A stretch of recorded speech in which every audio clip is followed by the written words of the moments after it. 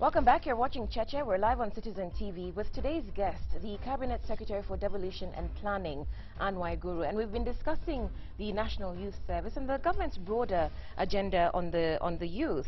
You've talked about social transformation. And during the break, David, you brought up this point about the ideological grounding of the NYS, alluding to, you know, the civic transformation, the patriotism. What exactly are we trying to achieve here if we're taking in 20,000 service people a year? The grounding, the ideological grounding is towards social transformation, really. Again, as we said earlier, we have realized that besides just the issue of employment and all, we as a country need to start asking ourselves some questions about us, our identity. Do we really aspire to the same values that we have defined in the Constitution, for example? Do we espouse them? Can we say for a fact that we are nationalistic, we are patriotic, we advance cohesion, we're disciplined people, that we work for what we have, and we're not people who cut corners, you know, even just basic cutting corners, you know? Can you trust, can Kenyans be known to be trusted people, that if I give you this task, whether someone supervises you or not, you will finish it? Yes. I mean, those are questions we need to ask ourselves. And I think is this the point, David? No, that is the point. That is where we're lacking in this country. Like people leaving high school. I mean, of course, there are those who may not want to hear about the former pre-university training at NYS, because it was geared towards the military thing, they spared the discipline, the endurance. But the virtues that she's talking about, that you have focus, you have discipline, you know right from wrong, you don't have to block somebody, you can commit your tasks and focus and do them. You have a discipline of doing things. Is that what the NYS did for you? That it did, by the way, as you know, and some schools do that, you know, they raise you in that style. Some schools don't. People pass through school, they jump out into society, and they're reckless and they don't give a hoot about anything. Now, that is what the people who are going through NYS will benefit from. Besides the skill training, you know, and I know it's part of it, that discipline. You've got to wake up, you've got to work, you have to do things, I mean, you have to achieve, you have to actualize yourself. That there is something missing about that in this society. And so I was just wondering, since that is also missing in the bigger society, apart from the 20,000 who are going to go to be servicemen and women, is there a consideration or thought that maybe one of these days NYS could be again introduced for that period of 3 months or 4 months, made mandatory, for people transiting into society to get the virtues and values of the civic functions we're talking about? I think from a personal perspective, I think it would be a brilliant thing to do for this country. Other countries have done it, where you actually can see the difference, even in just the way they conduct themselves in traffic. For example, you go to those countries, and whether there's a policeman or not, and the lights are red, no one jumps the lights, you know, and there's never a need for someone to reorganize you and arrest you. Basic things like that. I think it would be brilliant, if you ask me. I think that's what we're trying to do with the NYS, and also what we're trying to do, not just with the 20,000, but with the other 200,000 that we're working with in the community, because we needed to find an entry point. It would be brilliant, from where I sit, if we could do that with the universities, and that's a conversation that we're already starting to have. Actually, Professor Olive Mugen... You remember people never used Q. Just a minute. Professor Olive Mugenda's name has come up in that regard. Someone suggested that you tap her in for the NYS. Go ahead. I was saying these things can be achieved. Remember, a long time ago, people never used to queue for buses. But these days, you go to a place, you find a queue, you follow it. It can be done. The thing that has been lost, though, which I regret in the new NYS format, great things. I mean, there's all the great things which the new format is doing, for me, up to the point when you begin to engage the rest of the 200,000. There, I think there are loose ends. I think there are many unanswered questions about engaging those people, paying them. I would have thought that at that point you would say, these guys go into community, and then we invoke the volunteer spirit, that they work in communities, but they are working with volunteers rather than people who are getting paid. You know, that's very idealistic, Makali. This is a country where even if we turned the other day to be middle income, well, people don't have jobs.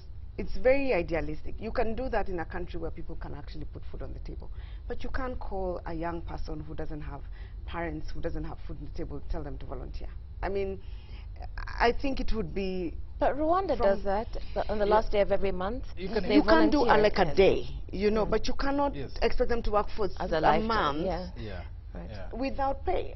By the way, we have already a volunteer internship program in government, and I'm sure you actually, I was going to ask you about that. Yes, there is. And we're trying, that's why I'm telling you, this is all part of the overall youth policy and orientation agenda. So we have those volunteers who have gone through training and now give back to society in terms of volunteers. Okay, so break that down for us, because you've got the National Volunteer Program, which sits in the Office of the President. In terms of youth funding, you've got the UEZO Fund, there's the Youth Enterprise and Development Fund, you now have the National Youth Service. So it seems as if there's a lot being rolled out. And forgive me, but I'm confused. There's some overlap. At what point do you, then you have a national youth policy, at what point do these intersect? You know, given that you've given the youth so many, you know, dazzling array of options. Because, to use your word, there's a dazzling array of youth out there. You cannot have one approach. All of these are actually linked within the overall framework. There's a new policy that we're all following. It looks like it's very many activities, but they all come under one framework. The National Youth and Entrepreneurship Strategy, which is replacing the National Youth Policy that was developed much earlier in, I think, 2007. So in that strategy, all these aspects are there. So there's the issues that have to do with volunteerism. There is the ones that have to do with the enterprise and development and social orientation. And then there is also the internship. So you cannot have one program for a whole country. You understand? It's different programs and that are being run. Shouldn't you roll out one first? I mean, can we roll out NYS first and then come to the volunteers program? Why? Okay, just a minute, because David. Of the Why? all of them are very intricate. But they're addressing different people.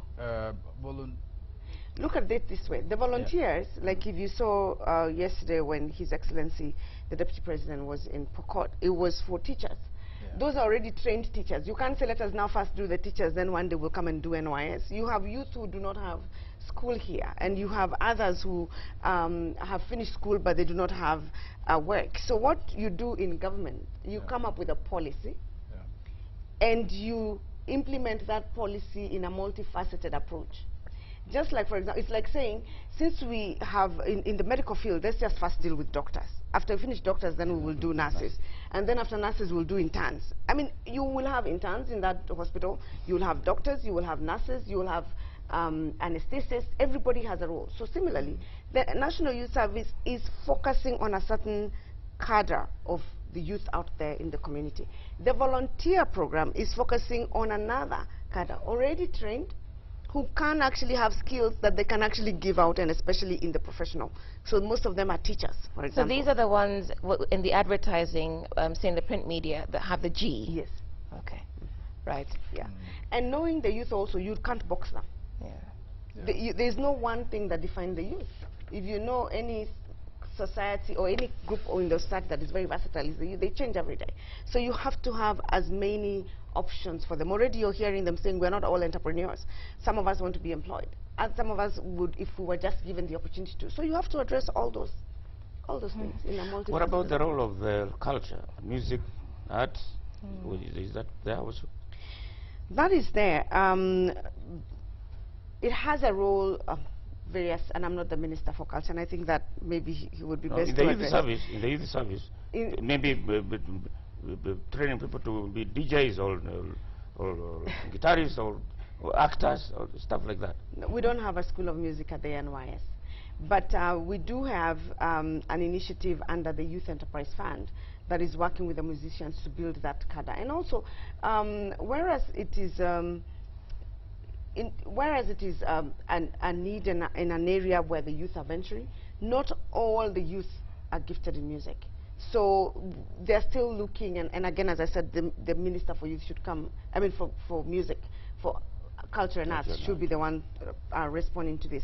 But that particular aspect is already being addressed in other areas. But you cannot just pick that one and put it entirely in National Youth Service. But I'm sure at some point maybe somebody will introduce, because even what we have has been introduced after going through a process. Someone harks back to the corruption issue. Jonathan in Muhaya, how will the CS ensure that the recruitment of NYS recruits is not marred by corruption like the police recruits this year? That's one aspect of corruption, but the other aspect of corruption, I think, Mutegi, you mentioned this earlier, Kazi kwa Vijana, we know how that went down. So how are you addressing that? Okay, let me start with the issue of the recruitment. First of all, we are publicizing it. Everybody will know where it is.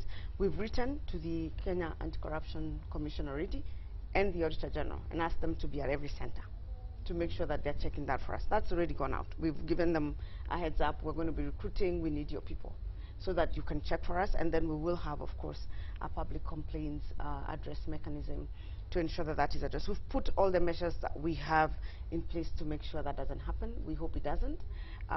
But as I said, sometimes there are challenges that we confront as a society. So on our part, we have engaged the relevant institutions and told them be part of our recruitment. That we've already done. And asked them, send your auditors and send your people to be there without even being known that they're there, to check for us that this doesn't happen. And we've already, when you hear the recruitment announcement, we've made it very clear, please do not canvass and do not pay anyone for the recruitment. You will go through this recruitment in an open and transparent manner. So we hope it doesn't happen. Right. Several people saying, what are you doing about thousands of youths who've gone through the NYS, they're well trained, but are unable to secure employment opportunities? Someone gives us an example. My name is Njeri. I was trained. I have no job. Former serviceman, trained in 1996 to 97, undergone paramilitary and military training, no job, and I can do anything. There's several messages like that. That's the challenge of our society, Udwak. We have unemployed youth out there, and that's why in this restructured NYS, we have tried to address that issue by ensuring that we retain a certain portion of the money that we give them to enable them start off businesses where they can. So we actually, it's because of those people who have actually gotten out. And that's not a problem of NYS only, it's a problem of people coming out of university. It's a problem of those who finish school. So it's not unique to the National Youth Service. It's a challenge in the country, but not just in this country, in the region. And even the World Bank said in the next 2 years, the world will have a crisis with employment of youth. So it's an international crisis, and we are addressing it the best way we can. On your other question on youth enterprise. No, pesa kwa vijana. Kazi kwa vijana. That was kazi kwa Corruption. vijana. The difference between the work that we're doing with NYS, you see, Kazi kwa Vijana was not under any structure as such. It was not like under the National Youth Service. That's one. The second thing is that the things that we're getting involved in National Youth Service are tangible things. If you go to Kibera, you will see the drainage, and you'll see the difference in the drainage. You will see something that has been built. So it's not just about sweeping roads. So the structure and the way the money is administered is within a government structure where we are actually very accountable on a day-to-day basis. As much as possible, we have put the measures in place to make sure that corruption doesn't happen, but corruption used to happen mostly in Kazi kwa Vijana, where you can't actually see the work that was done, but you're told several people were paid. In our case, the assignments that have been chosen to be done by NYS are visible. You will see them. You will see toilets. You know, you will count them. You can't see a register. We're keeping the register of the people. The payment mechanism is very transparent. We've partnered right now with the mobile phone providers to make sure that we do not pay with cash, so that it's not someone carrying the money to Kibera and then distributing to some young people and signing papers. So we're trying as much as possible to put the mechanisms in place to address that. And as I said, again, using this institution, we're trying to also address some of our social challenges. We all know that that has been a challenge in this country, and we hope that this will not happen in NYS. That's a message that has come from my office, and we'll continue to say it. We will take action if we find that there is anyone misappropriating government resources. Okay, speak to this issue of... and Mathare or some other place? Yes. The slum upgrading program will be running throughout. For as long as NYS is running, we started with Kibera, we are learning, and once we are comfortable with the way the structure works there, we will move to other slums. And not just in Nairobi, but elsewhere. But we cannot give you a specific timeline because it will be continuous as we move on. Speak to this issue of LPO financing. On the LPO financing, this was to address the challenge where the youth said we want to give them tenders, but they do not have startup capitals to set up. So what we've done is that we've provided and partnered with the Youth Enterprise Fund and other banking financial institutions to finance the youth who get tenders in government using their LPOs. So if they get an LPO to supply water, if they go to the bank can give them the finances to actually be able to buy the goods for supply. So that should be able to address some of the concerns that have been raised with the 30% procurement. CS Waiguru, please expand on SETC control and how the NIS intervention would change the fortunes of thousands of farmers. We actually, with the vector control, that's going to be one of our main focus areas. We're now in the process of procuring the equipment, the nets that we'll require. As you know, to do fly control, you need a huge number of people. This is one of the things that I was saying.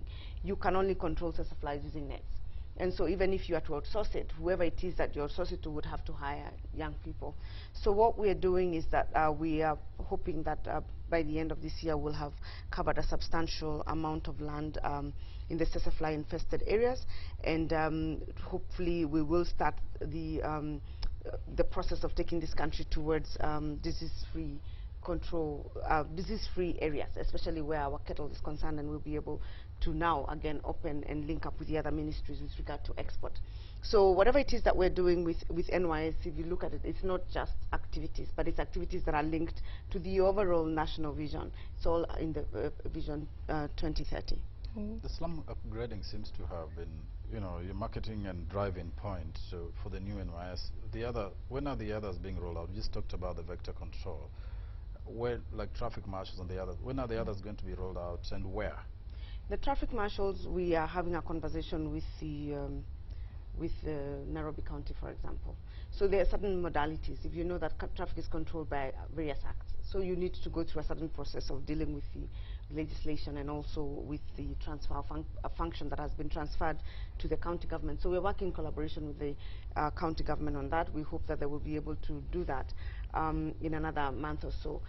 Fly control as well, we already have people on the ground preparing the ground, but in terms of now starting the process another month or so because of the equipment, the training. You need to train the young people how to do it. How do you catch flies, for example? Where do you take them? After that, how do we ensure that it does not recur? So, but with in the next 3 weeks, already rolling out. Kibera was the first to roll out, and mostly to learn about how these servicemen working with community interface. It was really to start the learning process, and then using that, then we can now go to the other areas. Because how do you deal with the skeptics? Take this, Hamid Sheikh in Mombasa. The more I'm hearing this CS, the more I'm convinced that this whole NYS program is more of speculative PR for the Jubilee government than genuine self-sustaining youth projects. This is more the reason it was initiated in Kibera. Then there's this one. Cheche, this is a political target of votes for 2017. Otherwise, it's good for youth if it works. Two things. One, time will tell. I think that's the best way I can respond to them. Two, governments have an obligation to the Kenyan people, and fortunately or unfortunately, you get governments through an election process. And when you do, there will be people who will always be on the other side who would oppose everything that you do or be skeptics. Now, and that's why I say time will tell.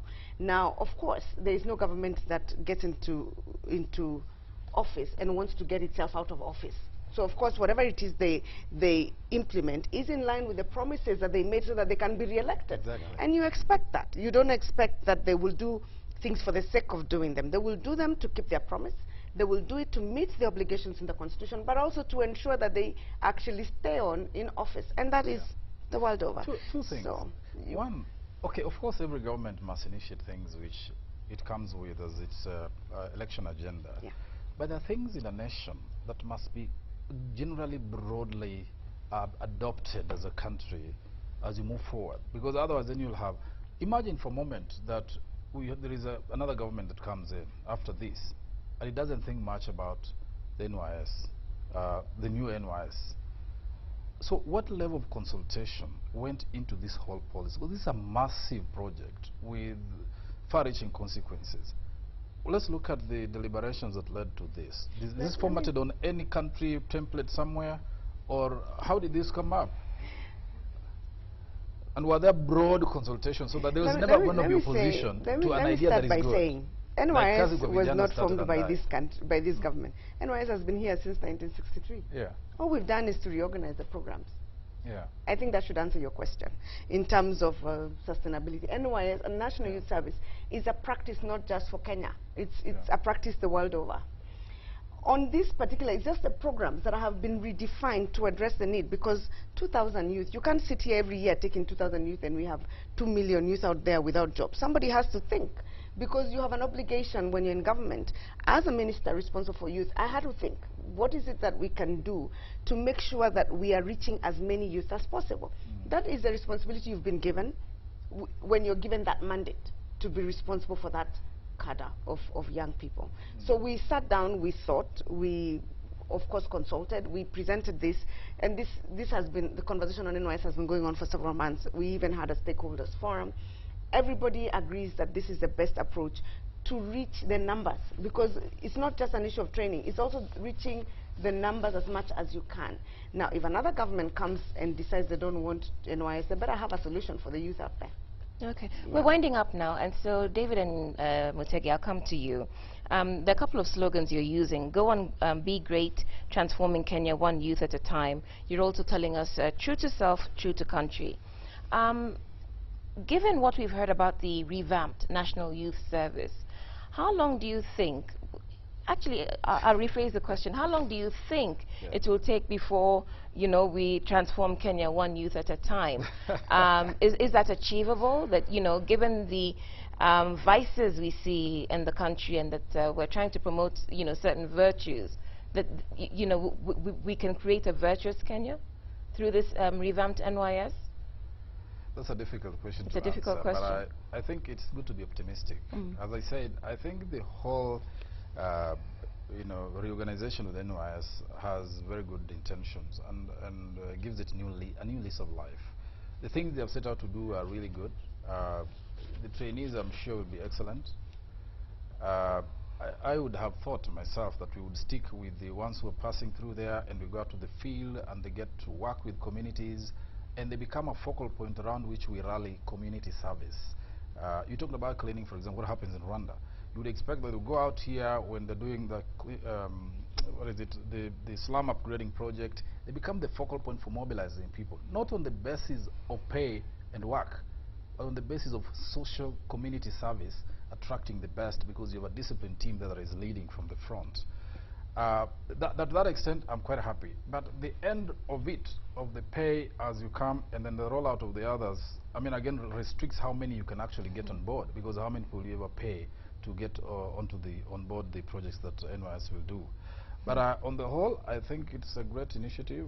Just my concern is what I asked last: how broadly were the consultants? So there are no naysayers or resistance or non-believers who come after, and then they kill an initiative because it was timed for 5 years or 20 years or 10 years, you know, that kind of thing, like happened to Kazi kwa Vijana. It's about the longer term. Mutegi, what do you think? Can we create a virtuous cycle? If so, how long do you think it will take? This is a process, and it will take time.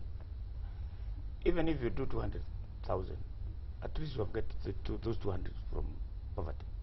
To me, it's very positive. It's very good. My only sense is that they are doing more of work, not brain. I think they should involve themselves into things of modern world, things that make money quickly. The rich people in the world are not people who build roads. They are people in the intellectual, in the knowledge economy. I think they are not there. The knowledge economy. Okay, Ms. Waiguru, what would you say to, you know, some of the criticisms from the panel?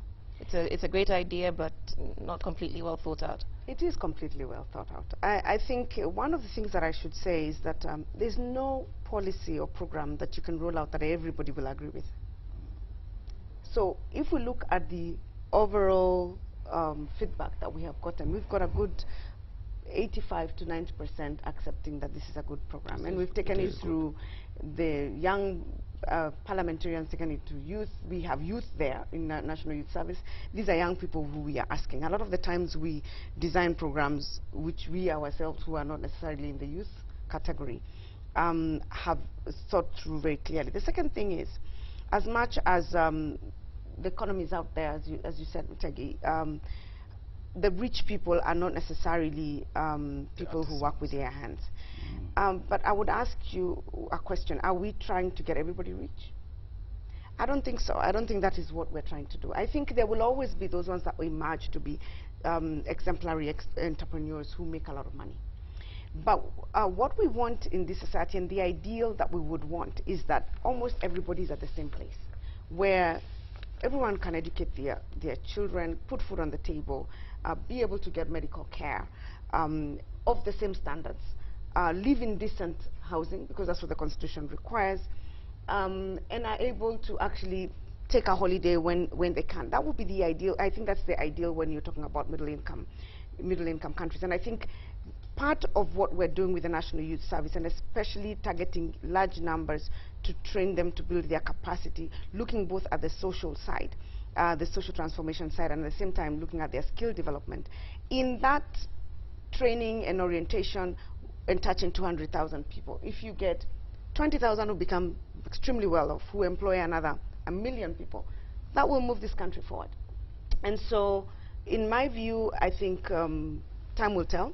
We will review. If we find that there's something that we haven't done completely correctly, we will correct it, because we are a learning institution as well. But overall, we are hopeful that this will be a first step in transforming this country and also contributing to the transformative youth agenda of this country as well. Thank you very much, and we'll end our conversation there. Our thanks to today's guest, the Cabinet Secretary for Devolution and Planning, Anne Waiguru. Our thanks also to our panelists, Mutegi Njau and David Makali. We thank you also for watching and engaging with us here on Citizen TV. My name is Udwa Kamimo. Do enjoy the rest of your week.